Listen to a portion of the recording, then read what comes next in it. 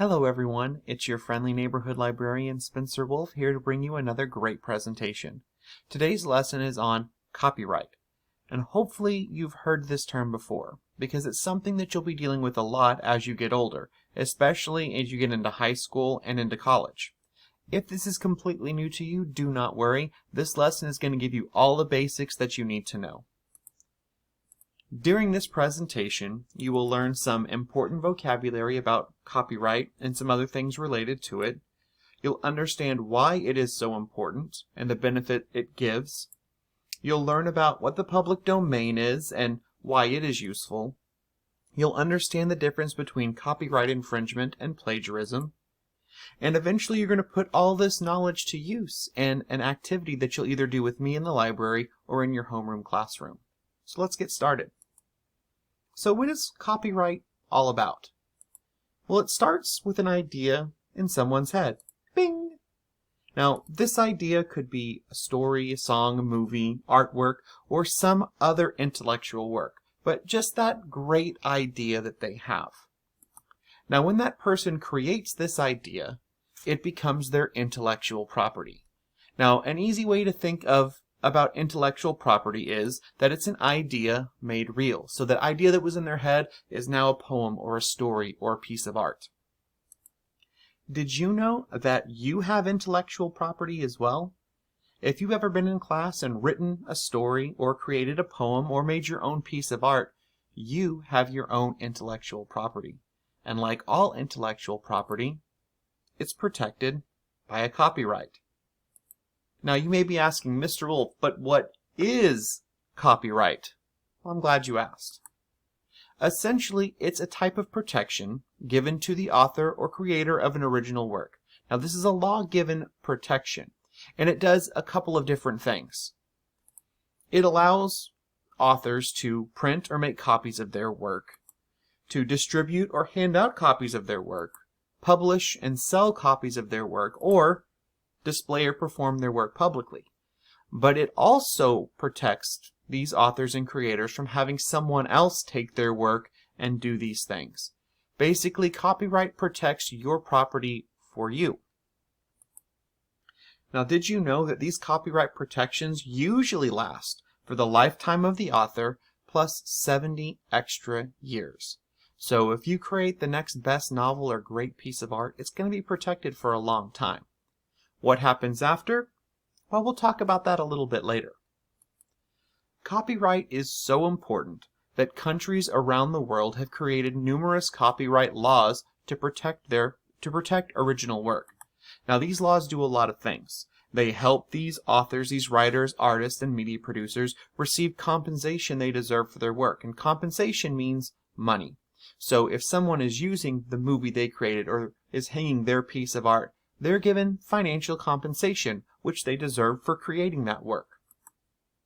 But these laws also set the conditions in which other people can use or copy these original works. And there's a couple different ways that we can do this. But I think it's great that these laws exist so that if you have that next great idea, you've got something as soon as you put it on paper that's helping to protect you. We'll talk about some of the exceptions and things or ways that you can use someone else's work in just a moment. But here's a really fun fact. The very first copyright law in the United States was written in 1790, over 230 years ago. Now think about that. That's how important this concept is, that there have been laws about it existing for such a long time. I think that's pretty cool. So let's talk fair use. This is one of the ways in which you can use someone else's work.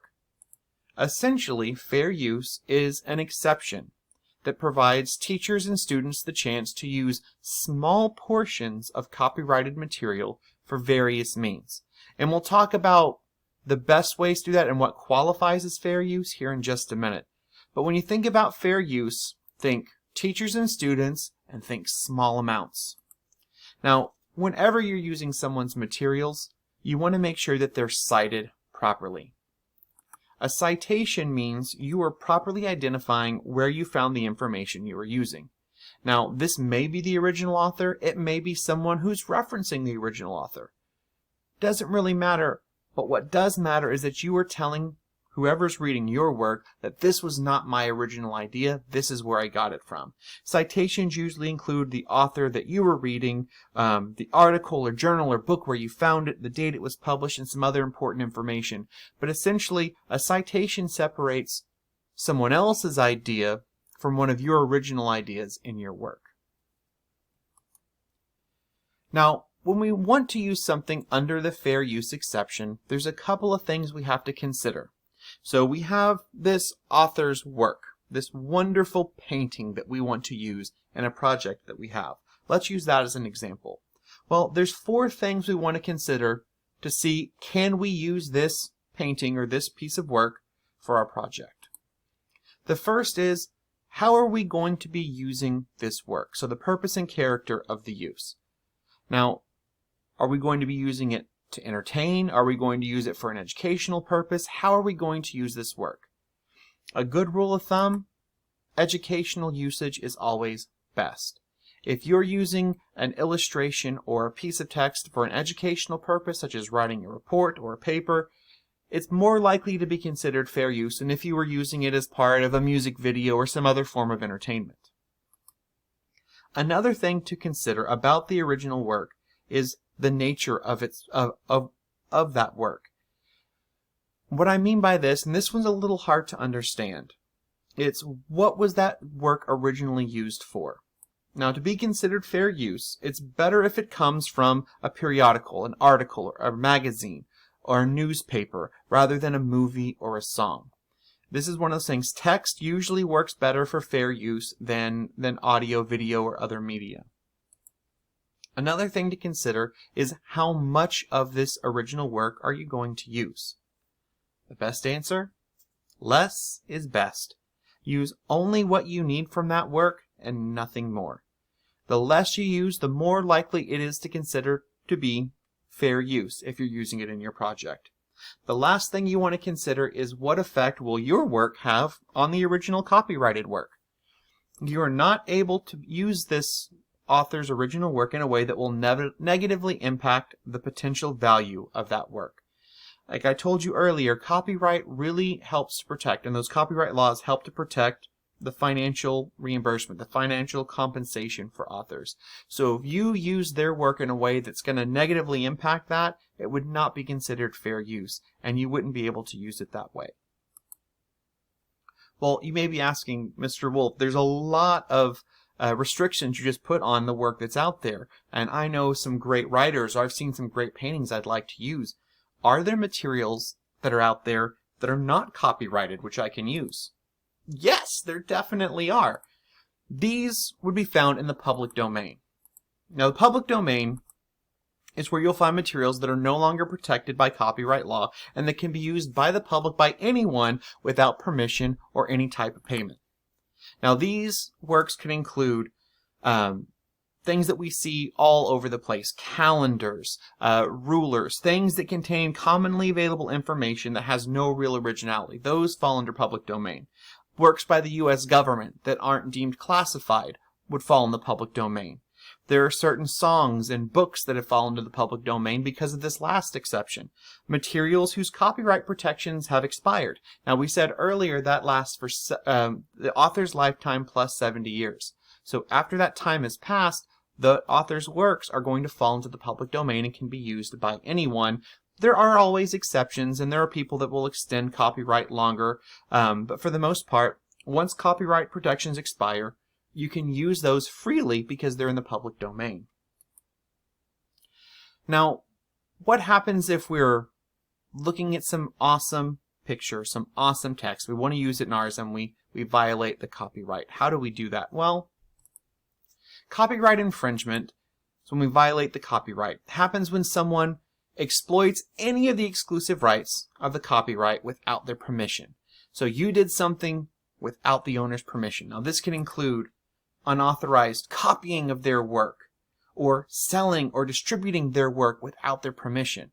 Again, we go back to that financial compensation. If you're giving away copies of someone's work, that means another person isn't buying that work. Or if you're selling that work, It's not, that money is not going to the original author, and that's why those would fall under copyright infringement, which means you are doing something that is exploiting their rights. Now, you probably have all seen this warning at some point, whether at a video shown in the classroom or maybe in front of a video at home. Copyright infringement is a very big deal. It's illegal, in fact, to infringe on someone's copyright because we're dealing with money. So you want to make sure that you are doing everything you can to avoid that. Now, did you know you can reach out to the producers, distributors of content, sometimes even the content's original creator, and ask for permission? As long as you get it in writing, you have proof of that permission, you can use their work. But it's always best to get permission if you can. So now we're going to quickly talk about copyright infringement versus plagiarism. And a lot of people think these are the same thing, but they really aren't. Now, plagiarism is when you take someone else's work and pretend that it's yours. When you're looking at the two, when you see them side by side, you'll notice that they really don't mean the same thing. Copyright infringement is about unauthorized or unlicensed copying of someone's work without paying for it. Plagiarism is you taking someone else's work and saying, this is my idea, and not giving them proper credit. Copyright infringement is against the law. Plagiarism technically isn't illegal, but it definitely breaks a lot of academic rules. You get in trouble at school. Copyright infringement applies a lot to media, specific sequences of words or songs. Plagiarism sticks more to text and applies more to ideas. And the basics of copyright infringement: copyright wants to make sure the authors get paid. Plagiarism, we want to make sure the authors get credit for their work. So remember, plagiarism is taking someone else's idea and pretending it's yours, but it's not the same as copyright infringement. So let's recap. Copyright protects a person's intellectual property and lets them copy, display, or sell it as they choose. Copyright laws make sure that creators are paid for their work, as well as tell how others can use their work. Fair use is a copyright exception for teachers and students to use small amounts of others' original work. When you copy or distribute or sell someone else's work without compensating them, paying them, you've infringed on their copyright. If you're trying to pass on someone else's idea as your own, you're committing plagiarism. If possible, always ask permission before using someone's work, and consider using the public domain whenever possible. Now, here you have a wonderful, basic, laying the groundwork information on what copyright is and how it affects you. Now, I will see you all in the library soon, and we will get to this activity, which I'm very excited about. If you have any questions, reach out to me by email. It is right there. I look forward to seeing you all in the library again soon.